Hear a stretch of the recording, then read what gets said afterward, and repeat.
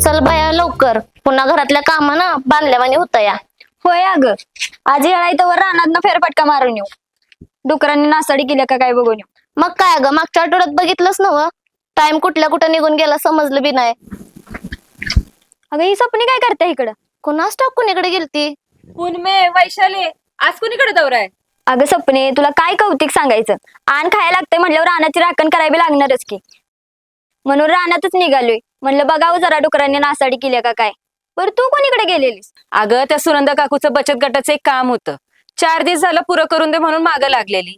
आज निवांत होते, म्हणलं द्यावं करून, म्हणून तिकडेच गेलेली. खरं तर माझ्या डोक्यात सकाळपासूनच टूप पेटलेली. म्हणलं तुला बी न्यावं संग. परत म्हणलं बाया माझ्यामुळे तुझी कामं राहायची. पर ते नव्ह, तुला काय काम नसेल तर तू बी चल की आमच्या संग. तशी नाही तीच आज काय काम. चला की जाऊ. ते नव पुनमे, वैशालीला करमतंय का गावाला? अगं सपने करमते म्हणून काय विचारते, आम्हाला तर इथनं जाऊच वाटना बघ. दोडा वैशाले, शहरातली असून बी गावरान बोलतेस की ग तू. अगं सपने, कोणाला आवडते ते शहरातलं मिळमिळी जगणं. गावच्या जगण्याची शानच निराळी आहे बघ.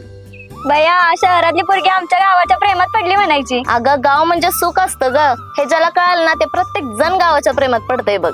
बाया पुनमे, वैशाली चांगलाच डायलॉग आणतीये की. घे तिला इथं आपल्या संग ठेवून.